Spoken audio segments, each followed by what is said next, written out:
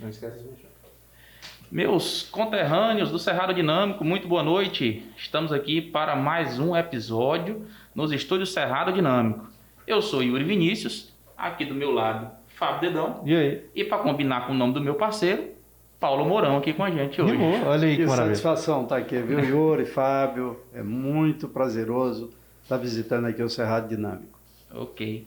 E antes da gente continuar com a nossa prosa, eu quero deixar aqui falar dos nossos patrocinadores. Nosso patrocinador que já é de praxe, a Asa Imagens, que se você precisa de um vídeo institucional para o seu negócio, para a sua marca, enfim, o vídeo que você precisar, seja ele de imagem convencional ou imagem aérea com drone, a Asa Imagens vai fazer para você.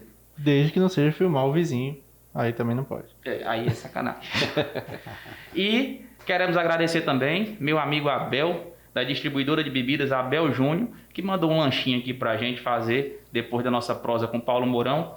Uma cortesia dele aqui pra gente hoje. Obrigado, Abel. Se você precisa de uma cervejinha geladinha com o melhor preço de Porto Nacional, distribuidora Abel Júnior, lá na Avenida Joaquim Aires. Abel Júnior. Isso aí. Você toma uma cervejinha, Paulo? Toma, eu sou cliente do Abel. É cliente do Abel? É, meu amigo pessoal. Falei pra ele que você ia estar aqui hoje. Ele falou, depois você manda o link lá pra mim que eu vou assistir.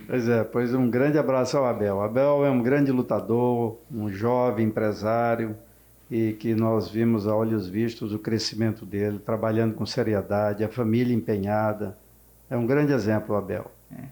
E dessas cervejinhas, você já tomou uma com o Lula, Paulo? Já tomamos. Lula é uma pessoa fantástica, é uma pessoa aberta, democrática, plural. O Lula gosta de bater um futebolzinho e com ele é só alegria e relacionamento positivo com todos, né? Muito e ele fácil. É bom de cana mesmo, igual o povo fala? Não, acho que pode já ter sido. Até porque pela idade também não pode ficar forçando. Já pode ter sido, mas ele é muito... É socialmente que ele bebe, brinca. Da galera, né? Ele é mais da brincadeira do que do envolvimento só com a bebida, né? É uma figura fantástica, o Lula. Muito bem. Então hoje aqui nós temos bastantes perguntas, tanto minha quanto do Fábio e dos nossos espectadores também. Temos muita pergunta. Pessoal, eu quero começar com a primeira, Fábio. Um assunto que já rendeu muita polêmica aqui em Porto, que é sobre a Itepac. Eita. Tem muita gente que coloca de forma positiva e de forma negativa a sua atuação na época da Itepac, né? E eu queria que você falasse para a gente a real situação, como que você encontrou a faculdade à época e o que você fez para que hoje ela estivesse aqui na nossa cidade. O Itepac ele foi montado, e isso era muito comum, naquele momento da ditadura siqueiriana. O Estado era o Siqueira, era o desejo e não tinha lei. O Siqueira cria uma faculdade na gestão do ex-prefeito Otoniel Andrade para ganhar as eleições. Mês de setembro, essa faculdade foi criada. E uma faculdade que foi criada onde 98% da mantida, que era a responsabilidade do poder público, aliás, a mantenedora que era responsável do poder público, e a mantida que era quem ganhava lucratividade, 98% era do setor privado.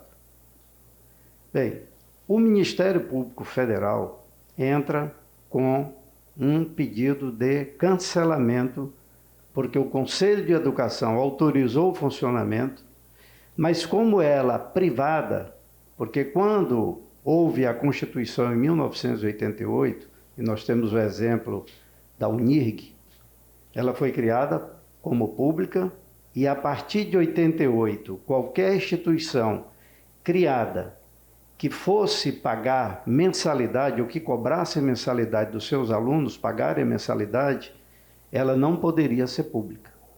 Só antes de 88.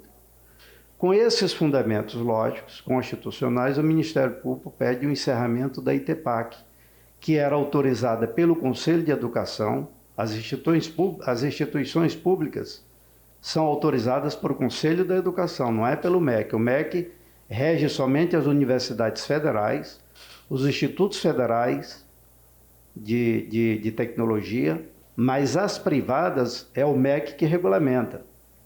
E as instituições públicas nos estados podem ser regulamentadas pelo Conselho de Educação antes de 1988. Ou criar, no caso o estado, como aqui nós temos a Unitins, ela é regulamentada também pelo Conselho de Educação e pelo MEC. O Ministério Público pede o encerramento dessa instituição. Eu pergunto você, Yuri e Fábio, prefeito, assume a prefeitura com o Ministério pedindo o cancelamento de uma faculdade que naquele momento era a estrutura única que esse município teria de se reorganizar. Que era o IESP na época. Né? Que era o IESP. Então ela era público-privada. Público para dar a garantia do funcionamento, privado para ter o lucro. Na hora que tinha lucro, não era para o município o lucro era para o grupo que montou a empresa. Bem, como que diz respeito a uma ordem do Ministério Público?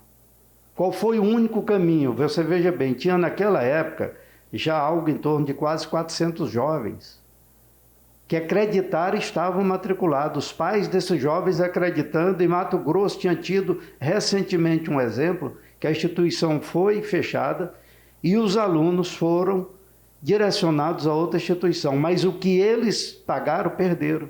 Nossa. Bem, qual foi o grande trabalho e a grande missão que Deus nos deu? Foi de salvar a instituição. Aí fomos atrás do ministro da Educação, que na época era o ministro Tasso Genro, montou-se uma comissão, participou da comissão Ministério da Educação, Ministério Público Federal, Ministério Público Estadual, instituição IESP, os donos também vieram para dentro para discutir, e a Prefeitura de Porto Nacional. Olha só, isso foi mais ou menos 8 meses essa discussão, fecha, não fecha, fecha, não fecha, acha um caminho. Então não foi uma coisa unilateral da Prefeitura? Não, foi todo um conselho não, até montado. porque quem fez o pedido de encerramento foi o Ministério Público. Está aí, estão os documentos, é público, é notório, é público. Bem, obviamente as pessoas que montaram esse Frankenstein, porque isso não era uma instituição, era um Frankenstein, com interesses escusos, todos eles, não tinha nenhum aí que queria o bem da cidade de Porto Nacional. E aí abriu-se então a única saída que o Ministério viu para a gente poder não perder a instituição, era tentar fazer o quê? Uma licitação para ver se tinha alguma instituição que tivesse interesse em abrigar, em ocupar o espaço que seria do IESP. Fizemos então a licitação, saiu em vários jornais a nível nacional, de circulação nacional. Repetimos essa licitação por 2 ou 3 vezes, não me recordo bem quantas vezes foram, deu vaga, não vacância, não teve nenhum interesse em ocupar a instituição, porque realmente tinha um passivo já muito alto, né, de não recolhimento de previdência e tantos outros aspectos mais negativos que não me cabe aqui trazer. E o fato é que essa instituição, ficamos sem nenhuma opção, porque a licitação não tinha logrado êxito. Aí qual foi o outro caminho? Tentar através, e aí foi onde o governador Marcelo Miranda exerceu um papel fantástico nisso, como governador, ajudou muito Porto Nacional, e fez uma intervenção junto com o ex-deputado, que até saudoso deputado de Minas Gerais, que era o presidente do grupo ITEPAC, e ele então se propôs a fazer um estudo para saber se poderia assumir o IESP.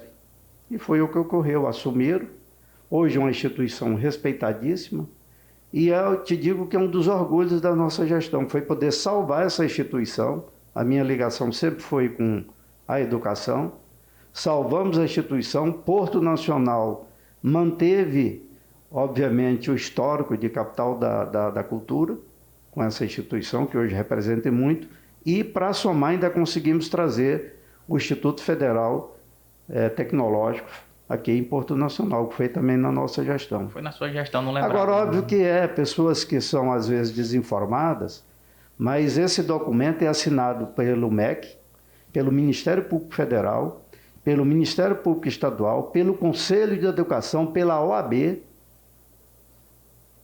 pelo município, e no dia que tivemos, porque ainda foi feito mais, eu só me propus a fazer se tivesse ali uma aprovação numa Assembleia Pública. Fizemos no Light Club a Assembleia, e teve, parece que um voto contrário ou 2, não me recordo bem. Os outros todos pela aprovação.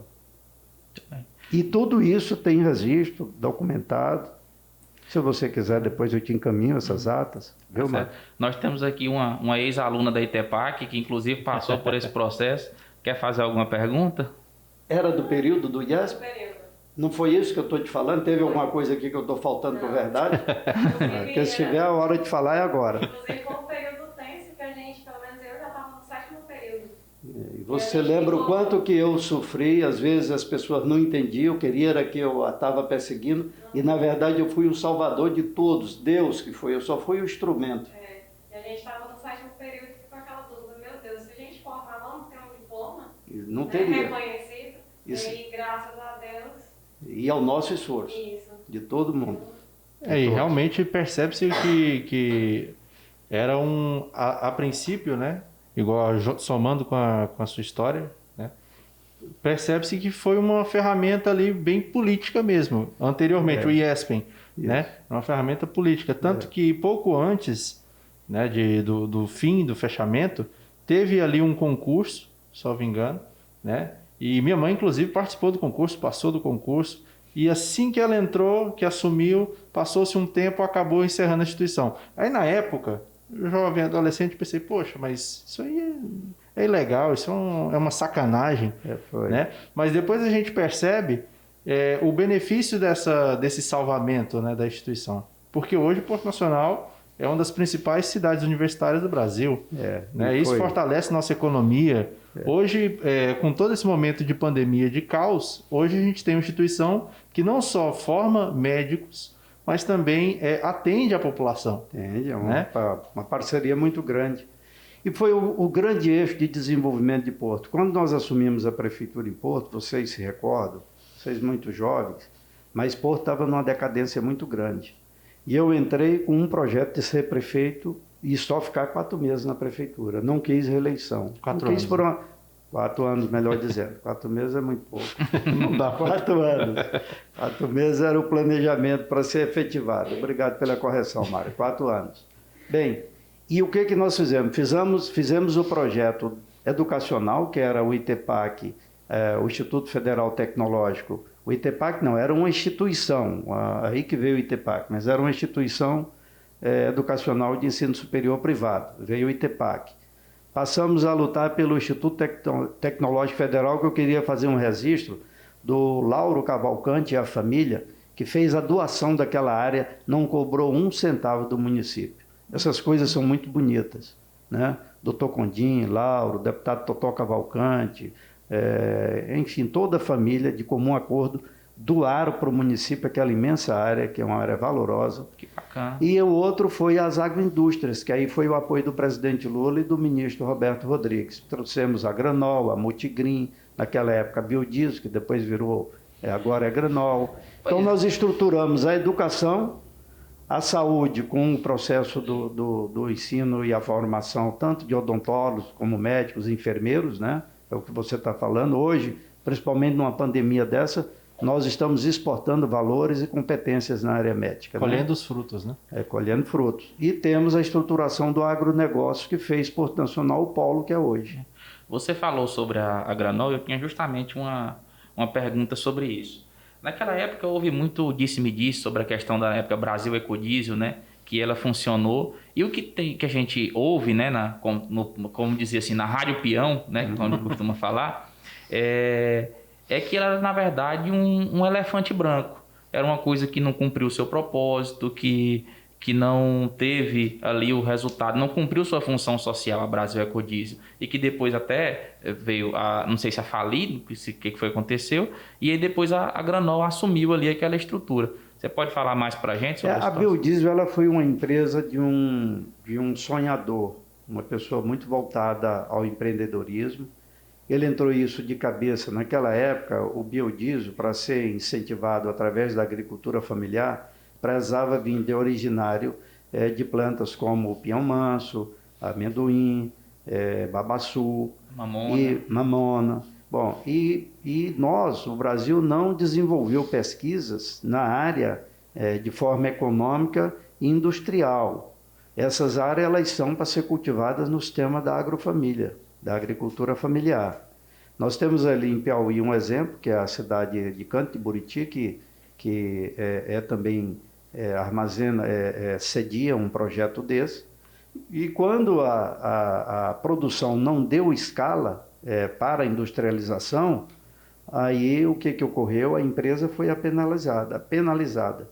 Mas é por causa de falta de políticas públicas. Você imagina se o governo federal tivesse desenvolvido pesquisas com essas oleaginosas e pudesse fortalecer a agricultura familiar, a renda de uma agricultura familiar no processo das energias limpas, né?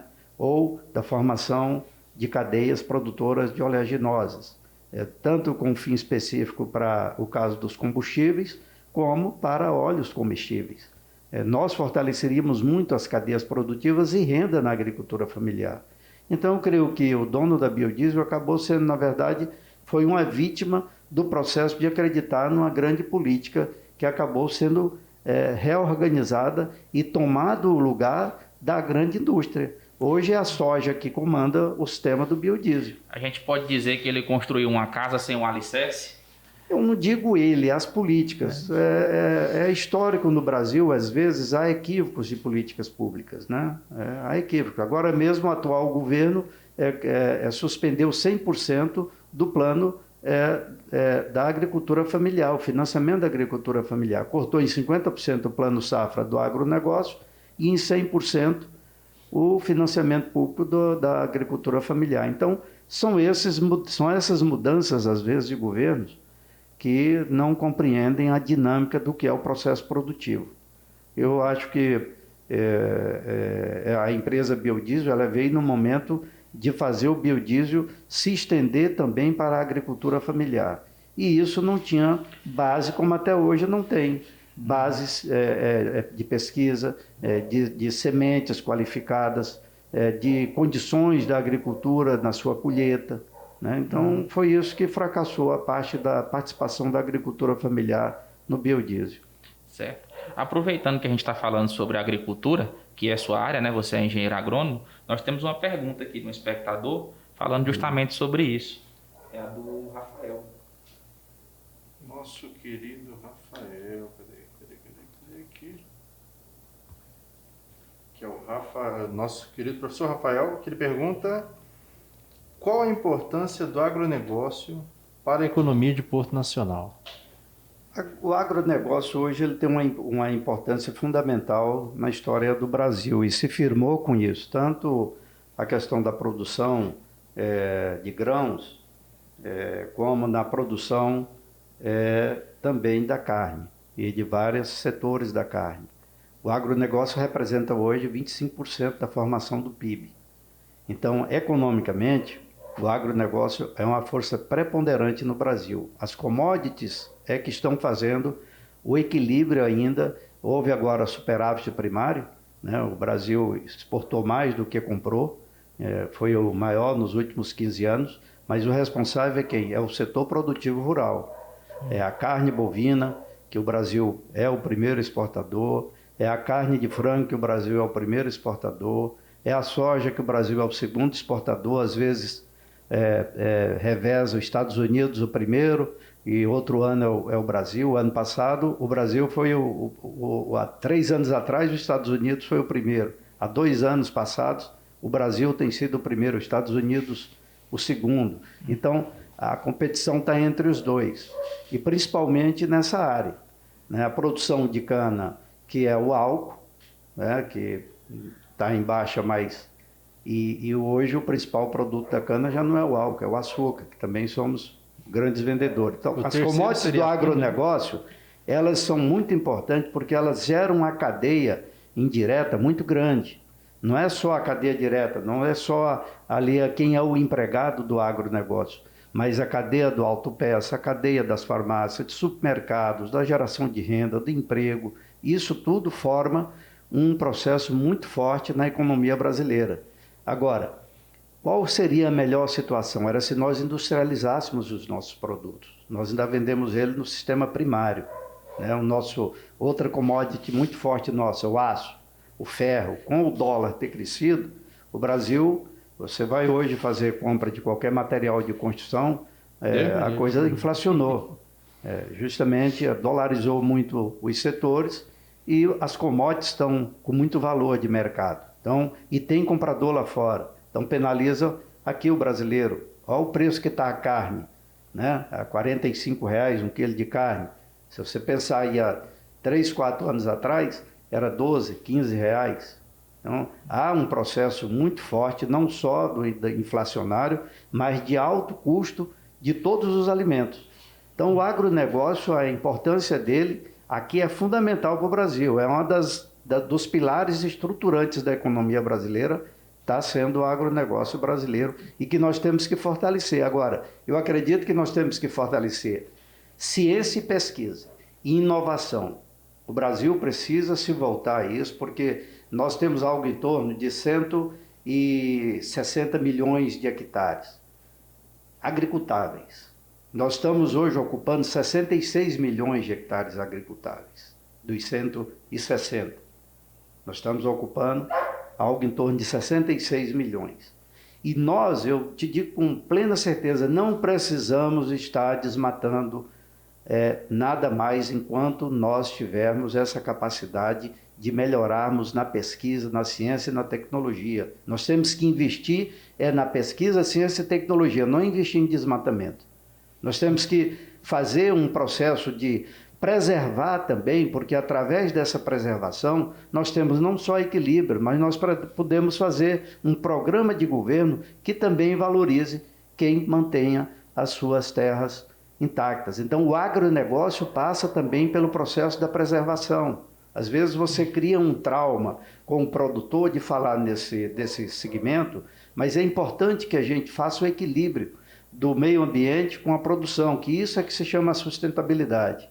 Então o agronegócio é de fundamental importância. Agora, os insumos estão crescendo de forma bárbara, né? É muito violento o preço que está hoje em todos os insumos da cadeia produtiva.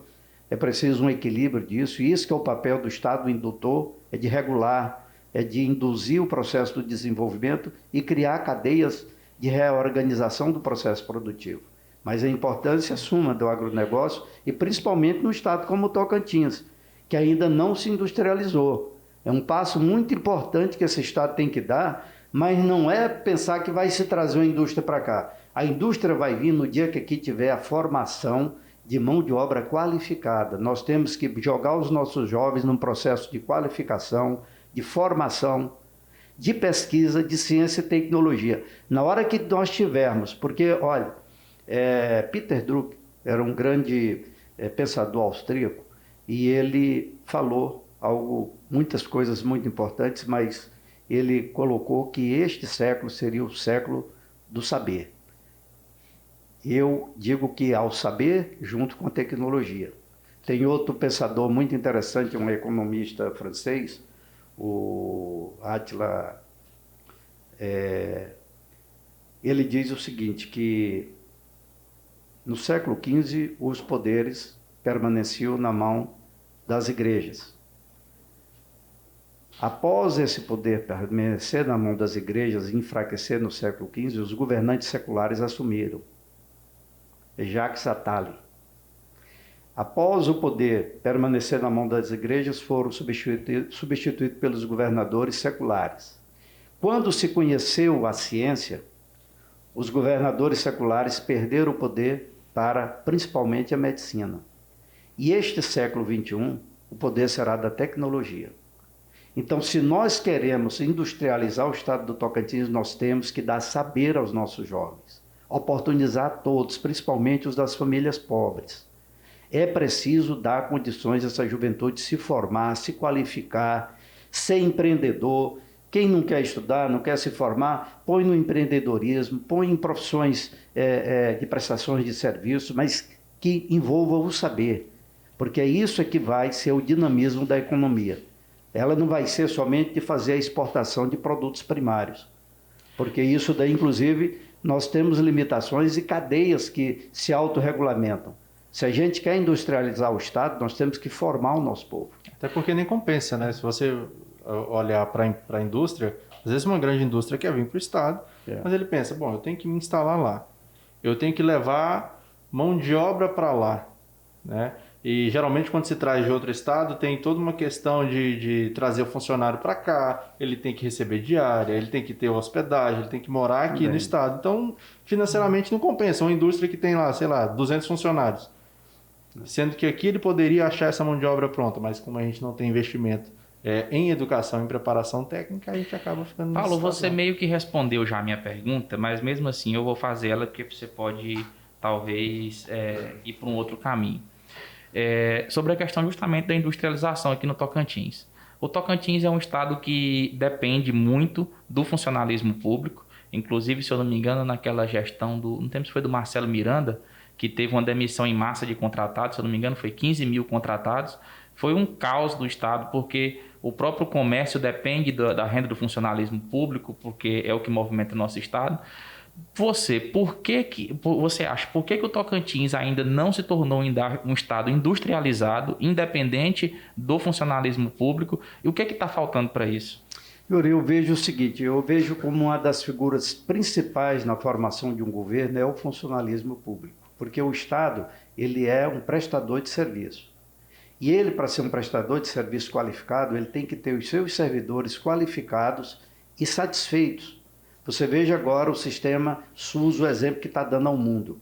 O Brasil está dando ao mundo um grande exemplo. Mesmo sem vacina, o SUS continua dando a sua grande contribuição por causa dos seus servidores da saúde. Veja bem, o Tocantins é um estado que 98% das pessoas tratam do SUS. Nós temos aí aproximadamente mais de 1,5 milhão de habitantes, 98% quando vão tratam do SUS. Agora, aqui criou-se uma máxima de que o servidor é o culpado pela má gestão dos governos. Não, são os políticos irresponsáveis e populistas. Porque eu fui prefeito e soube dosar a quantidade de funcionários, nunca deixei atrasar salário, nunca deixou de ser pago o salário dos servidores.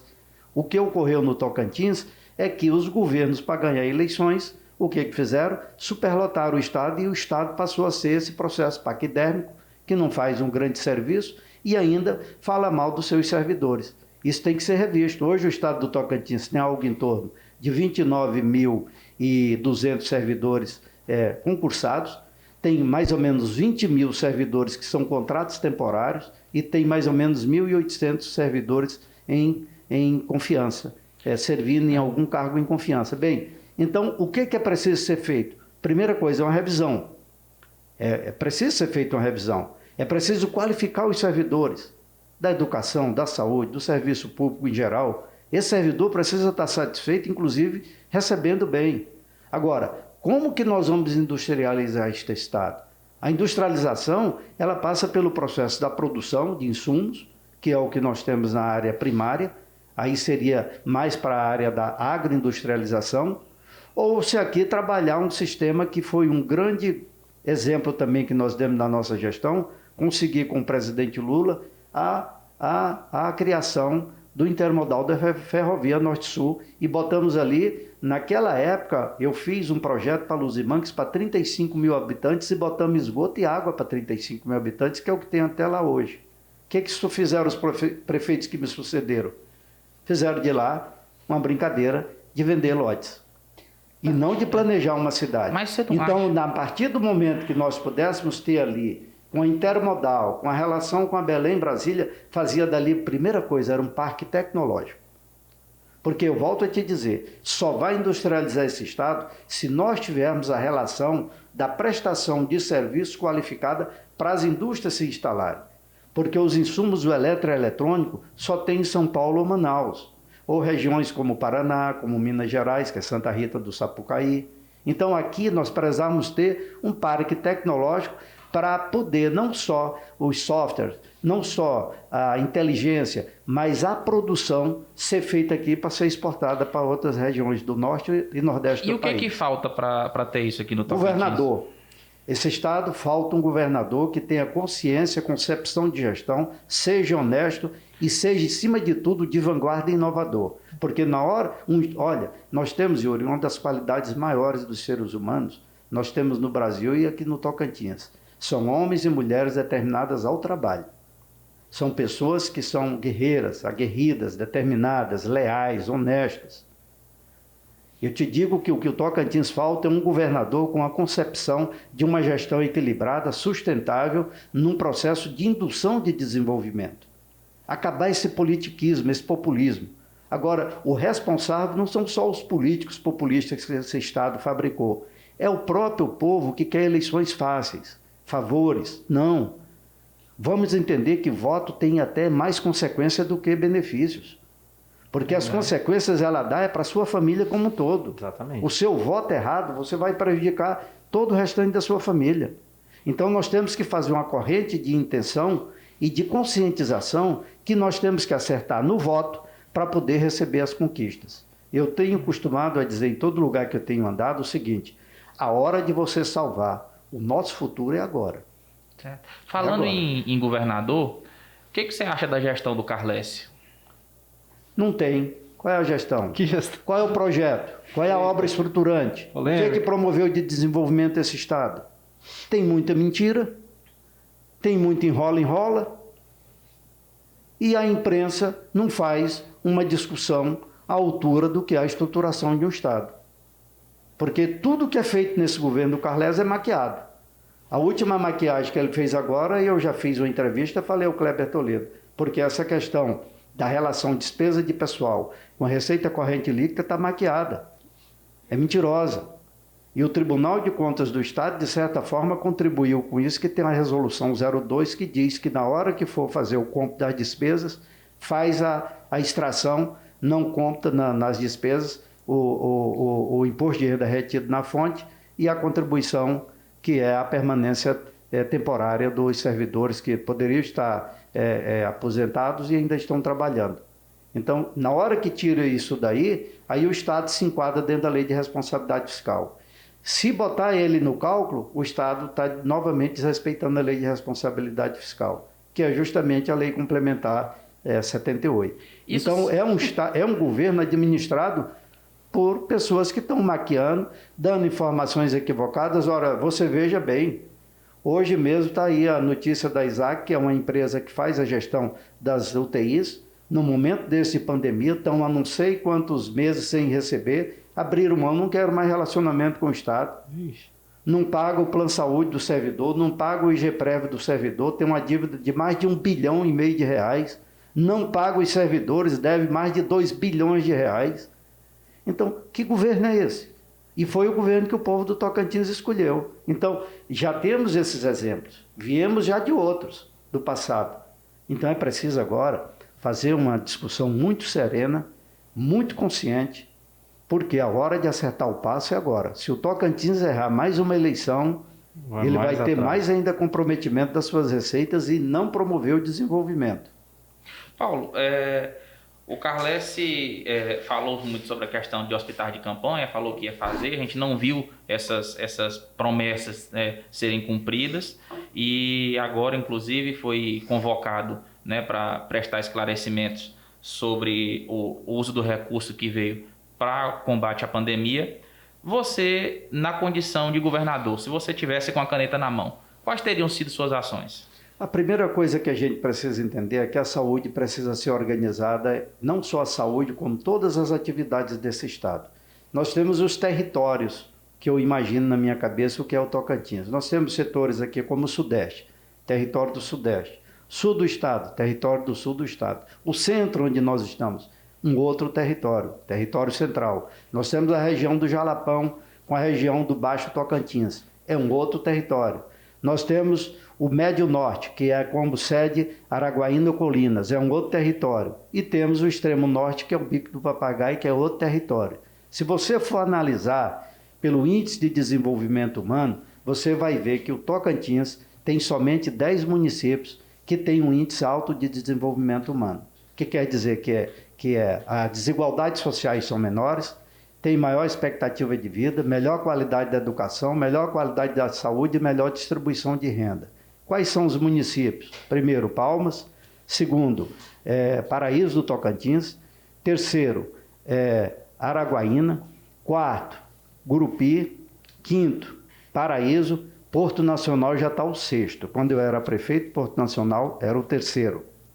Porto Nacional, Colinas do Tocantins, Pedro Afonso, Alvorada e Dianópolis. 10 municípios estão acima de 7. 105 municípios estão no médio IDH, que é abaixo de 7 até 6. Mas estão abaixo, baixo. Bem baixo. Bem mais abaixo, próximo a 6. Né? Então são 105 municípios. E temos 24 municípios que estão no IDH baixo. Esses aí são mais sérios o problema de desigualdades sociais, desigualdades de renda, menos qualidade da educação, menos qualidade de serviço de saúde, menos expectativa de vida. Bem, são 24. Estão aonde? Estão aqui no Sudeste, estão aqui no Jalapão, embaixo do Tocantins, tem Juarina, na região do Baixo Araguaia, e temos os outros todos no Bico do Papagaio. Para governar, você precisa ter prioridades. A prioridade é o quê? Melhorar o índice de desenvolvimento humano da nossa sociedade. Como é que nós vamos fazer isso? Nós vamos fazer isso combatendo desigualdades sociais, nós vamos fazer isso gerando renda, melhorando a qualidade da saúde e melhorando a qualidade da educação. Como é que nós vamos fazer isso? Nós vamos, então, implementar nesses territórios hospitais que atendam a população para evitar que as ambulâncias sejam o canal de tratamento desse estado.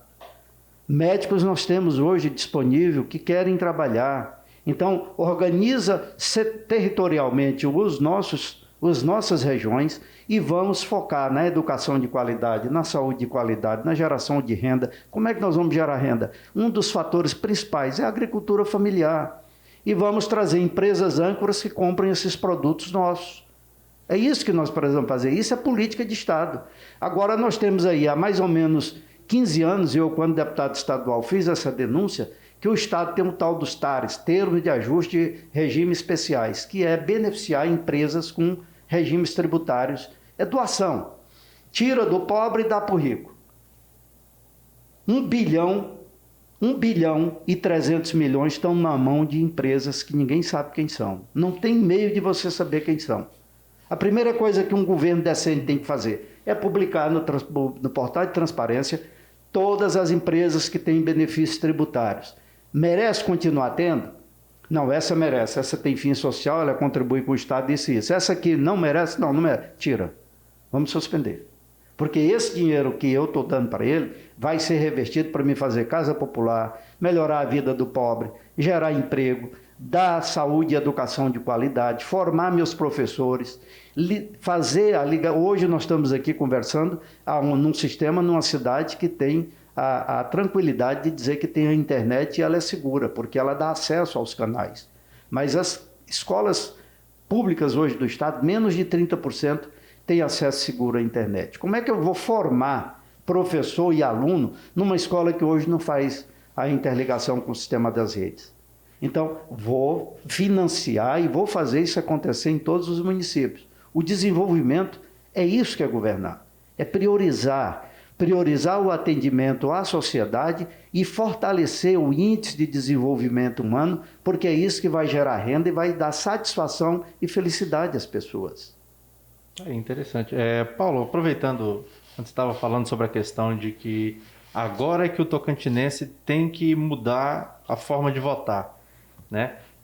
Olhando o cenário de Porto Nacional, a gente viu que as coisas parecem que começaram a dar uma mudada, a população começou a mudar um pouco o pensamento, porque antes a gente tinha gestões que ficavam ali 8 anos, tiravam umas férias, né, elegiam outras pessoas, voltavam para fazer um novo mandato e a população ia aceitando, e a população ia colocando. Então, nos últimos anos, a gente teve uma gestão que foi do último prefeito, foi de Joaquim Maia, que foi uma aposta da população, a população elegeu, rompendo aquele paradigma de que sempre o prefeito se reelege, etc. E a população decidiu na última eleição de que deveria dar outra oportunidade para uma outra pessoa, que foi o Ronivon, que ganhou a eleição, né? Então a gente teve um quadro onde a população, me parece que dá oportunidade, avalia e, olha, se não gostei, eu posso sim escolher uma outra opção que não seja aquela mesma do passado. E você acha que Porto Nacional tem dado um exemplo para o Tocantins nesse sentido? Olha, eu acho que nós precisamos cada vez mais nos aprimorar no voto. E voto, às vezes, há equívoco, às vezes sentimento mais emocional do que razão. O voto mais é emoção do que razão. Mas eu creio que uma das coisas que a gente precisa implantar em Porto é essa forma da reciclagem do poder, ou da troca do poder, ou da alternância do poder, melhor colocando. Eu creio que isso é salutar. Um dos problemas mais sérios da política brasileira, eu creio que foi quando implantamos o sistema de reeleição. Eu era deputado federal, quero dar aqui a mão à palmatória porque eu votei a favor. Mas eu acho que isso é um equívoco nosso. Nós precisamos fazer uma revisão nisso. A reeleição, ela cria esse processo da continuidade, do fortalecimento da figura e não do projeto, da causa.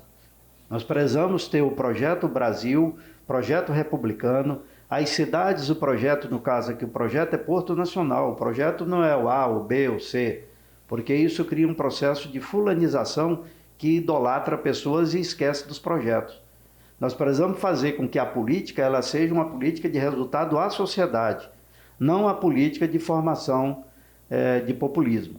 Eu creio que Porto Nacional deu um exemplo, é bom que continue dando exemplo, porque o Joaquim Maia não foi um mau prefeito, tenho uma grande estima por ele, respeito por ele, foi um bom prefeito na minha qualificação, teve equívocos? Teve, sem sombra de dúvida. É tanto que a sociedade não quis reconduzir. Mas analisando o que eu conheço da prefeitura, o Joaquim foi um prefeito bom. E a gente tem que reconhecer e dar méritos aos méritos que ele teve. Como também tiveram equívocos, é natural.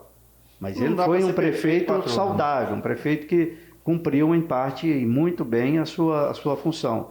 Agora, a gente deseja que o Ronivon seja melhor que o Joaquim, porque é assim que a gente precisa estar fazendo as nossas escolhas. Não é para um ser pior ou ser igual, nós precisamos de pessoas que desejem ser melhor. Não é para torcer contra, né? A gente quer que continue o processo. Continue, o desenvolvimento precisa continuar, né? Você emitiu sua opinião sobre a gestão do Joaquim, mas nós temos aqui, inclusive, uma pergunta que é relacionada a isso. Isso aí, né? O pessoal perguntou foi o Vinícius, né? O Vinícius Jarenco, que ele pergunta o seguinte, como você avalia, né, os mandatos posteriores ao seu, de prefeito de Porto Nacional, isso inclui lá desde Tereza Martins até hoje, né? E qual é a sua opinião em relação às ações tomadas da atual gestão, que é a gestão do Ronivon? Então, resumidamente falando, juntando tudo numa pergunta só, como você avalia as gestões pós-Paulo Mourão e hoje a do Ronivon? Eu te digo assim com muita tranquilidade, primeiro eu tenho respeito por todas as pessoas, independente de serem do mesmo grupo político ou adversários meus. Eu acho que todos tiveram seus méritos, mas eu creio o seguinte, que ninguém conseguiu dar os avanços que nós providenciamos a dar ao Porto Nacional. Ninguém me superou nisso. Então as pessoas fizeram, mas nós não conseguiram ser melhor. E eu desejo que sejam melhor. Eu desejo que o Ronivon seja muito melhor do que eu fui. Porque é esse que é o meu desejo, com toda sinceridade e franqueza.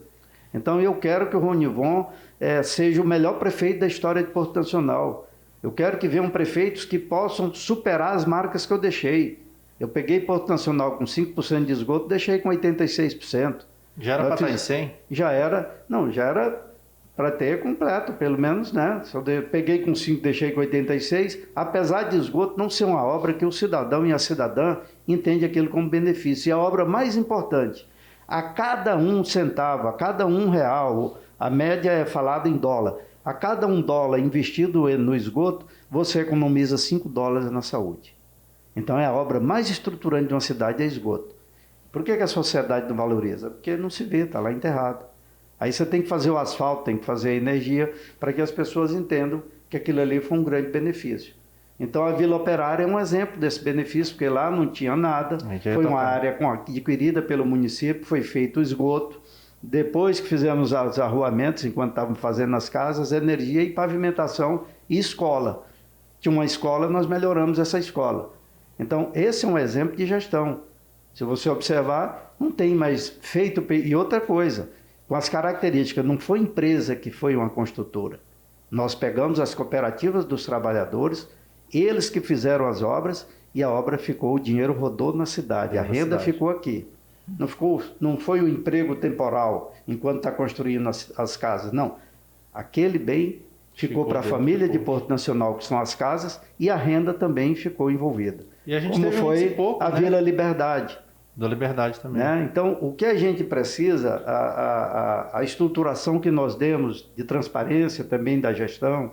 Então, eu creio que o Ronivon, o que eu desejo é que ele seja muito melhor do que eu fui. Isso com toda franqueza e sinceridade. Quanto aos outros prefeitos, eu só lamento eles não terem dado essa sequência do desenvolvimento. E uma das coisas mais prejudicial foi a não compreensão do que era Luzimangues. Luzimangues podia estar uma cidade, nós deixamos uma cidade planejada como Brasília, com as tesourinhas, o eixão, né? Só poderia fazer ocupação em algumas áreas, depois que ocupasse a área, as áreas eram verdes, vermelhas e amarelas. Verdes, amarelas e vermelhas. Só podia ocupar uma amarela quando tivesse 80% da verde ocupada. Vermelha não podia ocupar enquanto não tivesse a amarela 80% ocupada. Quer dizer, aí fizeram uma venda lá de 63 mil lotes.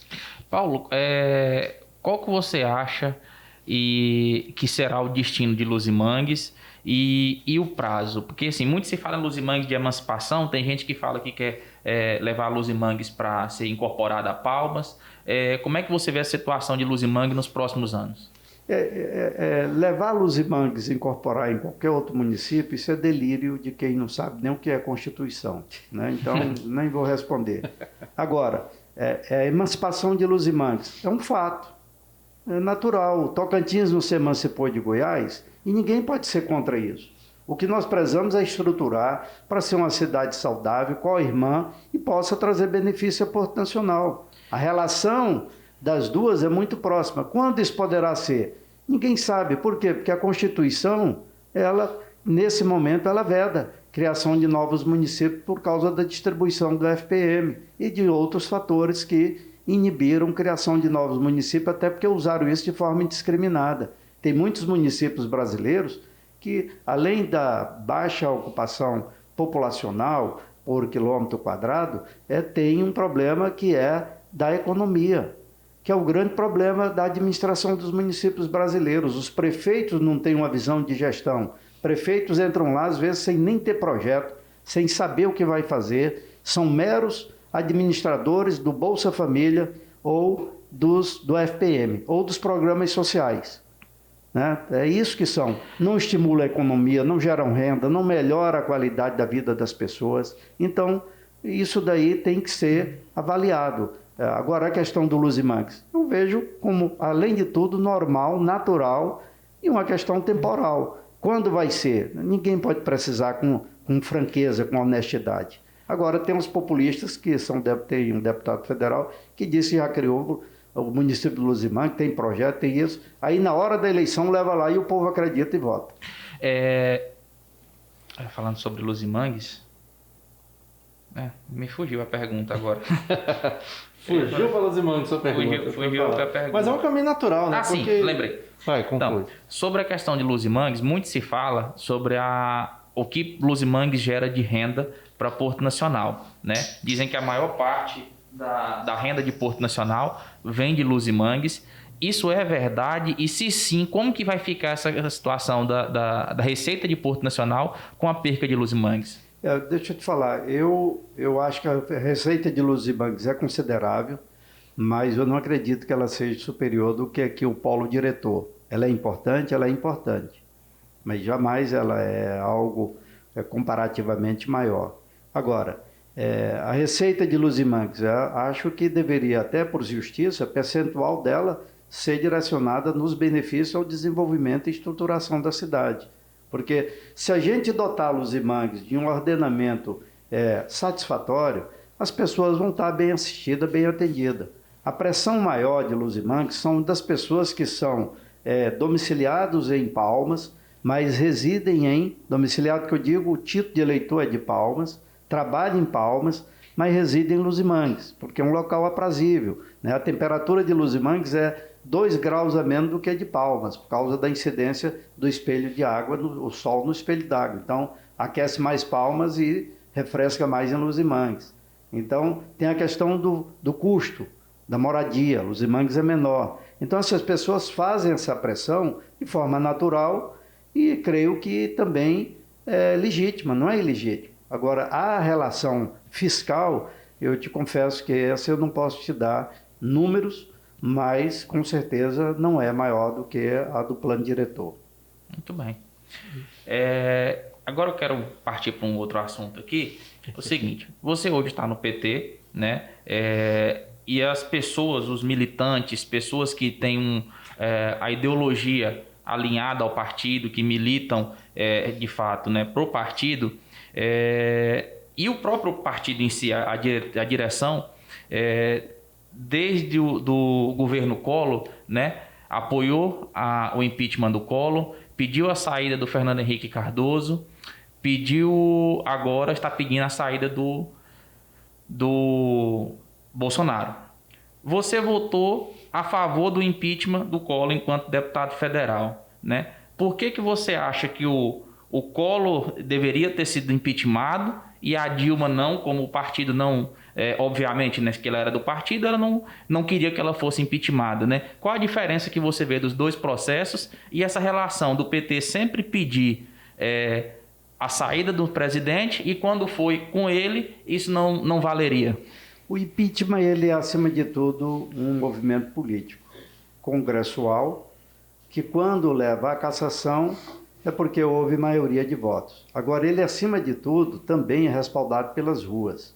Um presidente, quando cai, não cai porque foi somente político. Houve o movimento popular, houve a sociedade se manifestando a favor, né? Se você for olhar num período mais crítico ainda, quando João Goulart foi deposto, que as pessoas foram para a rua pedir a ditadura, é algo inconcebível você pensar que isso aconteceu no Brasil.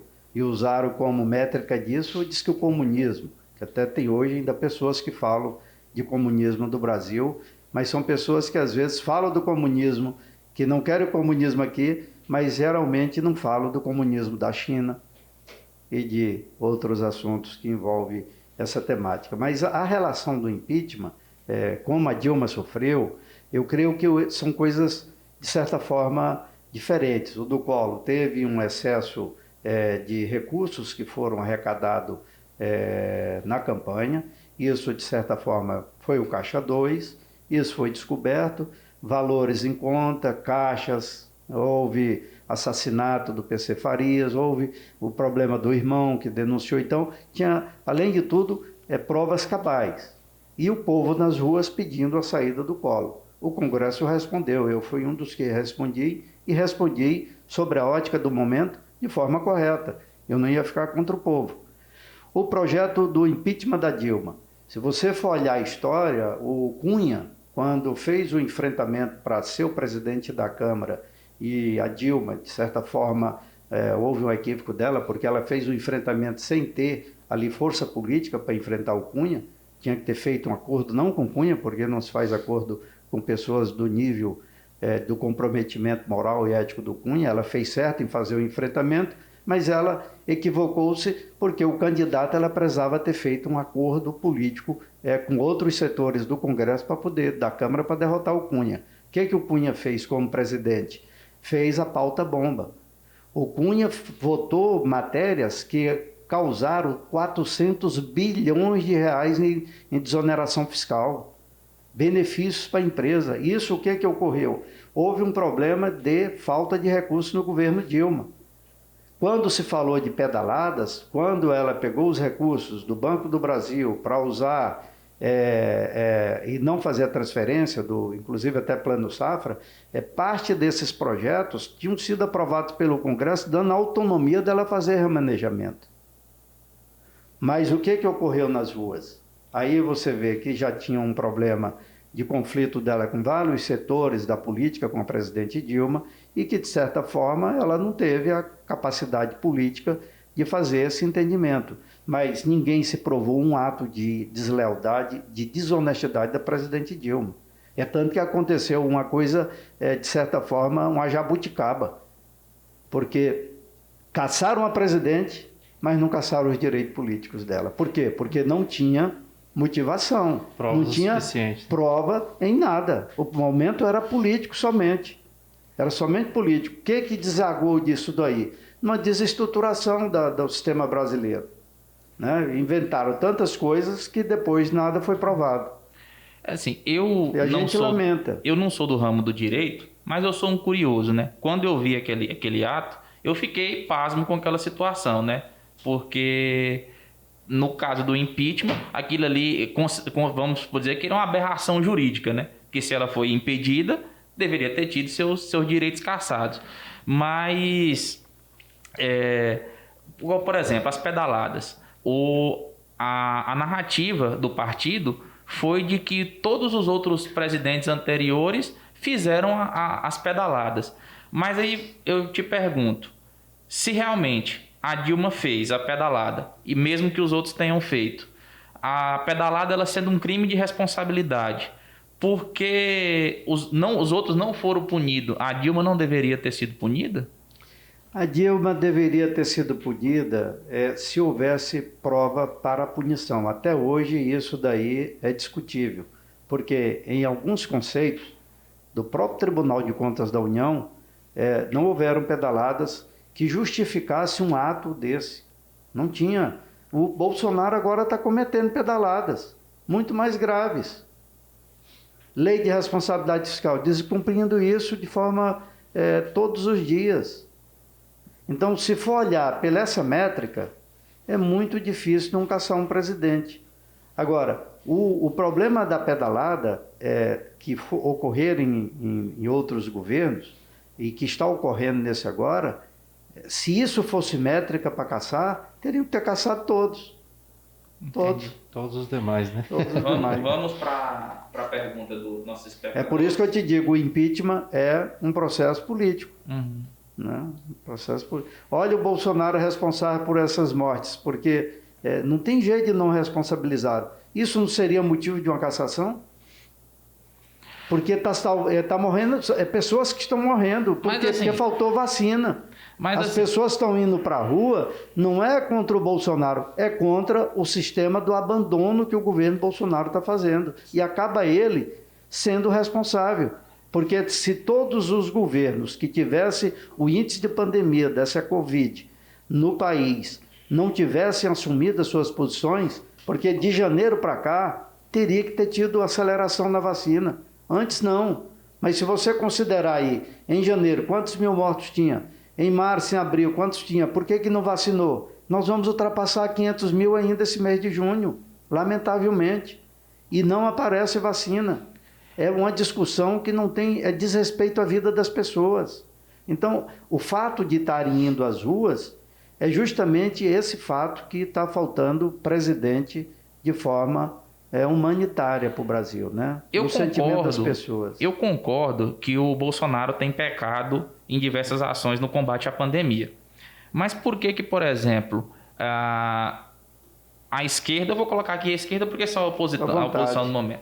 A esquerda critica o Bolsonaro e acha que ele tem responsabilidade com relação às mortes por conta do que ele pecou no combate à pandemia, mas ao mesmo tempo o Bolsonaro critica a China, que é de onde originou o vírus, e ela não acha que ele deve criticar a China. Por que o Bolsonaro é responsável e a China não é responsável? Mas veja bem, como é que se pode dizer que a China é responsável se é um vírus? Porque o vírus, ele não tem residência, ele não tem endereço. É uma mutação. Aqui na Amazônia, nós já temos o vírus, uma cepa. Na Índia tem outra cepa. Então, nós vamos ser responsabilizados pela cepa que é da Amazônia? Então, a Índia vai ser responsabilizada pela cepa que é da Índia. O que precisa o mundo agora é pacificação e união através de uma vacina universal e gratuita. O resto é loucura ficarem discutindo. dando, como fizeram hoje com essa médica, levar ela queria mudar a bula da cloroquina para poder isso servir como remédio preventivo. Tratamento precoce, né? Tratamento precoce. Ora, isso é dar palco para maluco. Não pode. Eu não vi essa, não. Não pode. E na não verdade, é possível. assim, a questão não é. Então, você ficar hoje quando procurando. você tem um problema, você tem que pensar em como se Solução resolve o problema. dele, não é culpar ninguém. Agora, qual é o problema hoje do Brasil? É a omissão do governo. Esse que é o problema. Os ministros saíram porque o presidente determinava que tinha que ser a cloroquina. Botou, inclusive, ivermectina, botou, inclusive, o Exército Brasileiro, que é uma das estruturas mais respeitadas e honradas que o Brasil tem, é o Exército, né? Para poder fabricar a cloroquina. Que é uma coisa assim, sem lógica. Se fosse, não, se tivesse... Cloroquina, né? Cloroquina. Se tivéssemos um estudo dizendo, bom, a cloroquina é a cura para a Covid. Pronto. Com certeza, eu botaria o É a exército, ciência. colocaria todo mundo para produzir. Todo. E na verdade a gente poderia ter feito isso com a questão das vacinas, ou, inclusive com o próprio Butantan, que tem o sofrido tratamento é vacina. Olha, se a gente falta de quiser insumo. recuperar a economia do país, é acelerar a vacinação. O mundo todo é esse o caminho, é o que a ciência está falando. Não adianta ir contra a ciência. Paulo, mas lá no início, quando o presidente colocou a economia como prioridade, e hoje quem critica ele, eu vou falar à esquerda, dizia, vamos salvar vidas, a economia a gente vê depois. E agora ela está colocando a economia como prioridade. Não é, de certa forma, uma hipocrisia? Não, porque é o seguinte, não existe economia se não há vidas. E a única forma de você salvar a economia é você tiver o povo saudável. Não tem como. Não há como você salvar uma economia se as pessoas estiverem morrendo. Não adianta. Porque o governo precisa ter a sua capacidade de investimento. Olha, nós temos que ter o benefício social para as pessoas poderem ficar em casa. Para isso, nós temos que aumentar o endividamento. Não adianta. Salvar a economia é isso. Vai endividar, vai. Mas é que nós vamos salvar vidas. Então, nós temos que dar esse benefício, que é a condição dessas pessoas ficarem paradas e, ao mesmo tempo, acelerar a vacinação. Se tivesse feito isso, nós já estávamos com mais de 60% vacinados, já estávamos com esse processo da imunização de rebanho conquistada, e a economia fortalecendo. Por exemplo, a China cresceu 16,8%, os Estados Unidos vai crescer 6,5%. Então, e o Brasil? Poderia estar crescendo mais. Por quê? Tinha que ter investido corretamente. Não é uma questão de falar mal do presidente ou do governo dele. O problema é que ele errou, foi na estratégia. Ele achou que a imunização de rebanho viria com contaminação da doença. E isso os seus operadores do esquema, do gabinete paralelo, é que faziam esse aconselhamento a ele. É tanto por que o Mandetta saiu? Por que o ministro Tachi saiu? Porque não concordava com a sistemática que ele implantou. Então não adianta, gente, é um absurdo o que aconteceu no Brasil, é um absurdo o que está continuando acontecendo, mobilizações para esse sentido de fortalecer, que tem que ter trabalho nós temos que ter, mas nós temos que proteger o pobre, as pessoas que não têm condições de ficar sem trabalho. Essa é a responsabilidade do Estado, e isso só se faz com benefício. E benefício que dê conta dele manter a família se alimentando. E acelerar o quê? Todos os setores de produção econômica, nós precisamos acelerar a vacinação. Não só mais pelo grupo de idades, mas pelas atividades. É preciso acelerar isso. Olha, os policiais, a segurança, os educadores, todos os servidores da educação, da saúde, as cidades, os feirantes da cidade, o pessoal, os garis que limpam rua, esse tem que ter prioridade, gente, de vacinação, porque as cidades precisam continuar limpas, nós precisamos continuar nos alimentando, são os feirantes que fazem isso. Então, são por categorias que nós temos que priorizar a vacina e não comprar vacina, esse que é o problema. Na verdade, se a gente for analisar, é basicamente o que é isso? É um serviço de inteligência, né? Porque o que eu tenho que fazer? Eu tenho uma crise, eu tenho um problema. Qual que é a solução para o meu problema? É a vacina. Como que eu faço para ter essa vacina? Quem tem a vacina? Tem como eu fabricar aqui? Então, se tivesse uma gestão e que aí já desse também para os próprios ministros, até porque na hora de se criar o plano de imunização, a gente tinha um ministro que não era médico, que é o Pazuello. Né? Então, assim, é um plano de inteligência, igual você falou. Beleza, primeira coisa, precisamos de vacina. Onde se encontra a vacina? É na China? É em Israel? É nos Estados Unidos? Vamos trazer para cá? Vamos trazer o máximo de vacinas possível? Quanto custa? Quanto custa para eu produzir aqui? Beleza, temos a vacina? Qual que é o meu plano de imunização? Profissionais de saúde? Primeiro? Ok. Igual você falou. O que é mais importante? A segurança, educação. Hoje a gente vê que a parte de imunização está meio bagunçada, né? Porque a gente teve um início ali com os profissionais de saúde, depois os idosos, que era o grupo de risco máximo, né? Depois dos profissionais de saúde, mas hoje está meio que bagunçado, eu diria, porque uma hora você está vacinando uma faixa etária X, outra hora, do nada, você já está vacinando pessoas de igual hoje a gente tem aí, até em Porto, de 25 anos para frente com comorbidade. O que são essas comorbidades? Por exemplo, eu tive dificuldade para vacinar minha mãe, porque o pessoal falou que não. A comorbidade e hipertensão é uma comorbidade, mas depende do remédio. Vou refazer a pergunta, citar o pessoal que perguntou, e aí a gente já faz, para a gente já poder finalizar. Que bom que a nossa assistente ali, coordenadora de Já pensou? Ela é eficiente. Tá gravando já de novo? Tá gravando de novo. Beleza. Paulo, então a gente vai fazer aqui algumas... Eu vou juntar aqui duas perguntas de dois espectadores nossos que mandaram através do Instagram, né? Que é o Taylor, um amigo meu também, a Jéssica Cardoso também. E eu vou juntar tudo na mesma pergunta, que é a seguinte: você, na sua trajetória política, já foi deputado federal, né? Foi prefeito de Porto Nacional por 4 anos, com grande destaque no seu mandato.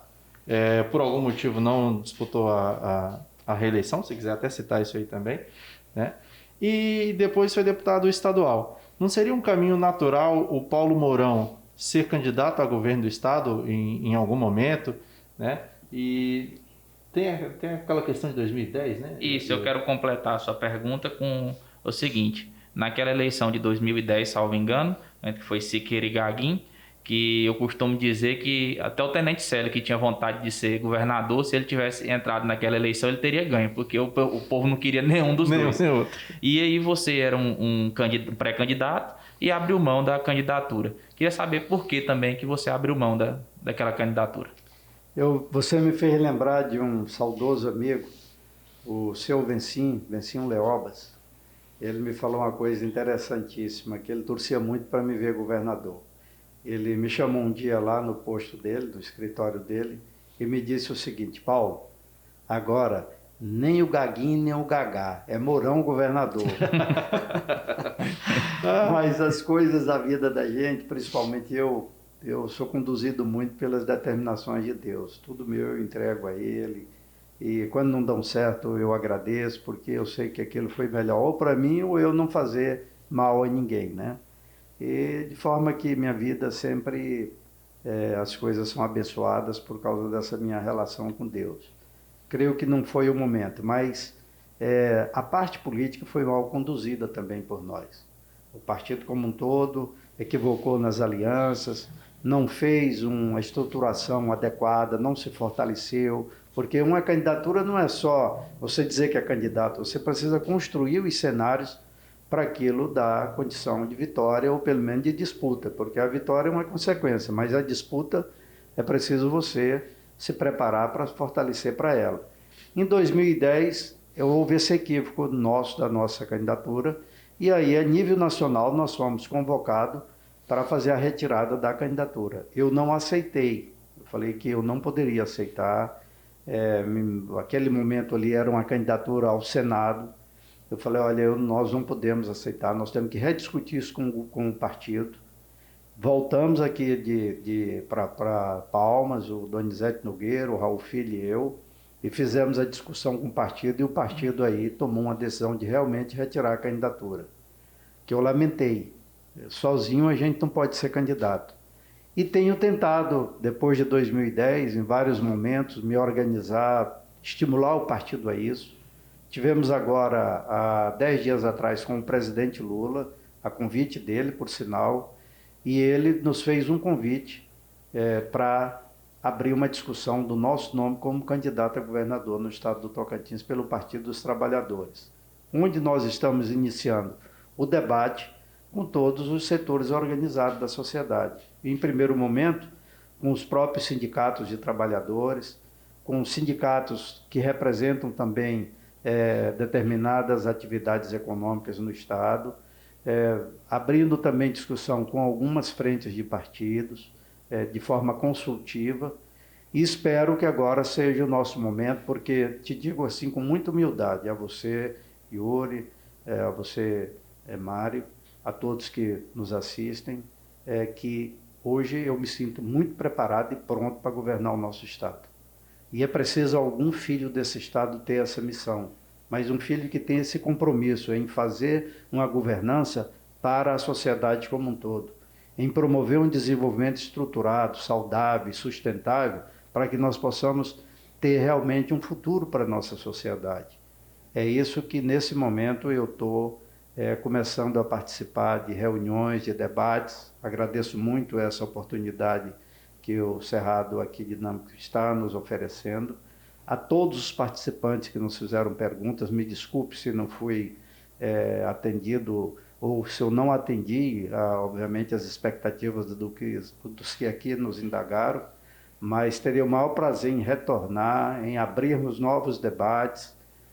Quero ser, assim, um convidado bem frequente aqui no Cerrado, porque eu creio que essa relação de diálogo, de discutir os conhecimentos é que nos faz, obviamente, mais preparados, né? Nós temos também muito que aprender com todos vocês. Então, eu creio que o Tocantins, nesse momento, precisa abrir o debate para que as pessoas conheçam os possíveis candidatos e possam ter consciência de uma melhor escolha para poder estimular algo inovador, seguro e que possa trazer felicidade às famílias do nosso estado. Tirando a questão da pandemia, que é uma questão que hoje é o nosso principal problema, mas eu acredito que é uma questão pontual, né? O Tocantins tem outros problemas aí. Qual que você considera hoje o principal ponto a se resolver no estado do Tocantins e que, se você for governador, você vai trabalhar nisso, ou os principais pontos, né? Olha, eu volto a te dizer, o principal ponto do estado do Tocantins, como eu sou muito focado sempre na educação, a minha vida toda eu fui muito estimulado a trabalhar com prioridade pela educação. Quando deputado federal, fui o autor do projeto que criou a Universidade Federal do Tocantins. Criamos algumas instituições de ensino técnico, como a Escola Técnica Federal de Palmas, a Escola Técnica Federal em Pedro Afonso, também com a nossa ajuda, com o nosso apoio e do nosso também amigo Coronel Jimmy lá de Pedro Afonso. A área da saúde, o projeto inicial de construção e fortalecimento do Hospital Geral de Palmas, a primeira emenda foi o deputado Paulo Mourão. Então eu acho que nós precisamos focar esses dois setores que são principais, mas óbvio que tem os outros setores que são os estratégicos de economia, de fortalecimento de cadeias produtivas, de geração de emprego e renda. E emprego e renda precisa ter o processo de educação, porque o mundo hoje gera emprego e renda para quem dá produtividade. E se você for medir a produtividade do trabalhador tocantinense com a produtividade de um trabalhador lá em São Paulo, o nosso é menor produtividade. Se você pegar um trabalhador lá do Rio Grande do Sul, com um trabalhador de Tocantins, o do Rio Grande do Sul tem maior produtividade. Por quê? Porque teve maior formação acadêmica, empreendedora ou tecnológica. Então nós precisamos fazer os nossos jovens inserir-se num processo de qualificação ao trabalho. Temos que fazer reciclagem em todo o nosso sistema de trabalhadores, desde o serviço público como das empresas privadas, porque é para melhorar o quê? A nossa produtividade. No momento que nós fizermos isso, nós vamos ter mais o quê? Arrecadação. Essa arrecadação vai ser o quê? Reinvestida em novos investimentos que possam estruturar o desenvolvimento do Estado. E assim obviamente, um sistema que vai se autocomplementando e formando aí algo que é estruturante e formador de inteligências, de preparo e qualificação profissional e de renda e geração de emprego. O mundo é isso. Aonde é que se consegue isso? Quando se tem boas gestões, principalmente com transparência, com honestidade, com compromisso republicano. O Tocantins precisa passar por um governo que seja com essas características. E a hora de nós salvarmos o futuro do nosso povo vai ser agora. É reconstruir esse Estado e transformá-lo.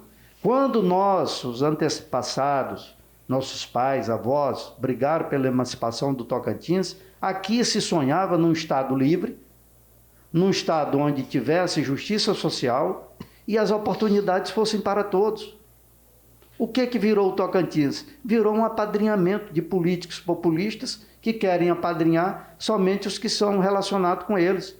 E os que não são, ficam na margem do processo, na exclusão, na falta de oportunidade, sem oportunidade de formação qualificada. Isso precisa acabar. Nós precisamos ter um Estado onde ele seja igualitário, onde você dê a mesma oportunidade para o Zé que você está dando para a Maria, para o João que você está dando para a Creuza, para o Pedro que você está dando para o Célio. O ponto de partida é o mesmo. Vai chegar lá na linha quem se esforçar. Vai chegar lá na linha quem quiser chegar. Mas não faltar oportunidade para todos. Não faltar as garantias. Não faltar o apoio. Isso chama político, isso chama ações públicas republicanas. O Estado precisa de um governante que pense de forma plural, um governante de vanguarda, um governante compromissado com o seu povo. Aí nós vamos ver o Tocantins fazer um caminho seguro, promovedor de desenvolvimento e gerador de felicidade ao povo. Assim que eu vejo um governo, e isso eu estou preparado para começar a implementar esse projeto. Discutido logo pelo seu povo, acima de tudo. Já emendando logo, aproveitando que você concluiu aí, Paulo Mourão, caso governador, ele só precisa, assim como o Imposto Nacional, ele só precisa de 4 anos para fazer diferença? E é bom que seja. Nós precisamos acabar com o Instituto da Reeleição no Brasil. Ou muda isso daí para um mandato de 5 anos, mas é saudável que esse processo de reeleição do Executivo possa ser revisto. É saudável para o processo republicano. A política não pode ser um processo de profissionalismo. Não pode. Porque se essa pessoa for um bom governante, ele pode ir lá na frente de novo pleitear, mas não precisa fazer um mandato. Isso, de certa forma, contamina muitas coisas, na minha opinião. É preciso nós diminuirmos o profissionalismo da política e fazermos a política um processo de compromisso republicano. Que é uma coisa muito comum no nosso estado, né? Aqui a gente pode dizer que existem até capitanias hereditárias, né? De mandatos que vão passando de pai para filho, e isso não é só um nem dois, né? Tem vários desses aí. Mas olha, eu quero assim agradecer imensamente, Yuri, o Mário, essa oportunidade que vocês estão me dando, a sua esposa, Dona André, que aqui nos recebe com tanta fidalguia. Quero agradecer a todos os participantes, as perguntas que nos fizeram, e quero rogar a Deus que possa, nesse momento de dor da família brasileira, a gente possa achar um caminho para apaziguar e para diminuir esse conflito político que agora o Brasil está vivendo, porque isso não vai resultar em bons momentos para a nossa sociedade. Nós temos que pedir a Deus paz e, acima de tudo, vacina para todos. E emprego, porque tem muitas famílias desempregadas. Feijão no prato, tem muita gente passando fome. É essa consciência que nós precisamos ter. Diminuir esse conflito político e aumentar o nosso sentimento humano. Nós precisamos ser mais solidários com as pessoas, mais preocupados com os seres humanos. É isso que eu peço a Deus todos os dias para evitar tantas mortes e o Brasil hoje ser um país de imagem altamente negativa no mundo. Nós precisamos recuperar a nossa imagem, o nosso prestígio e voltar a ver o nosso povo feliz. É isso que eu peço a Deus em todos os momentos da nossa vida. Muito bem. E nós te agradecemos por tão prontamente aceitar o nosso convite. e estar aqui batendo esse papo com a gente, proseando com a gente, discutir assuntos tão importantes, tanto a nível municipal, estadual e federal, né? Esse é um espaço que está aberto para você e para todos os outros políticos e outras personalidades que assim desejar, para estar aqui conversando, falando do assunto que é de interesse da sociedade. Muito obrigado por sua participação. Eu que agradeço. Só para concluir, Yuri, eu vi uma manifestação muito bonita do Lula no dia que nós estivemos com ele justamente preocupado com o desenvolvimento e com um projeto que possa estimular de novo o desenvolvimento estruturado desse país e que possa ser verticalizado e horizontalizado, que possa chegar em todas as casas, os programas de governos e o fortalecimento da economia possa ser um padrão de geração e distribuição de renda. É isso que nós precisamos estar sempre dedicando nas nossas falas. É essa preocupação que o Lula tem com o ser humano. Nós precisamos fazer com que isso passe a ser uma preocupação de todos para todos, porque a humanidade precisa ser mais solidária e amiga um dos outros, independente de posições, e abandonarmos as sequelas, as questões políticas, para que elas não possam virar sequelas pessoais, né? Perfeito. Isso que eu imagino que é melhor. Tá certo. E você que está nos assistindo aí, se você gostou desse vídeo, dessa nossa prosa, curte o vídeo, é muito importante para a gente. Compartilha esse vídeo, manda para o seu amigo, manda para uma pessoa que você conhece, para ele ver aqui também se ele concorda, se ele discorda de tudo que a gente conversou aqui.